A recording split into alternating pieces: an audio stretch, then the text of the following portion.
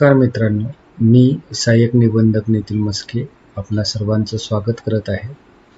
आणि आज मी आपल्याला लोकल ॲडमिन म्हणून आपलं काय कामकाज करायचं आपल्याला याविषयी माहिती देणार आहे. तर लोकल ॲडमिन म्हणून आपली जी ऑफिसची रचना आहे ती रचना आपल्याला ई ऑफिसमध्ये तयार करायची आहे. तर यामध्ये 4 टप्प्यामध्ये आपल्याला काम करायचं आहे. पहिला टप्पा आहे आपल्या कार्यालयातील आपल्या ऑफिसमधील कर्मचारी आहेत त्यांचा डाटा तयार करणं. एम्प्लॉई डाटा तयार करणं हा आपला पहिला टप्पा आहे. दुसऱ्या टप्प्यामध्ये आपण आपल्या ऑफिसमधल्या पोस्ट हायरार्की क्रिएट करणार आहोत.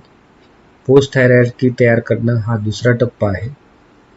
तिसऱ्या टप्प्यामध्ये जे आपण एम्प्लॉई डाटा तयार केलेला आहे प्रत्येक कर्मचाऱ्याचा आणि आपण जे पोस्ट तयार केलेला आहे, पोस्ट संरचना तयार केलेली आहे, त्या प्रत्येक पोस्टला एक कर्मचाऱ्याला मॅप करणं, mapping of post and employee हा आपला तिसरा टप्पा असणार आहे.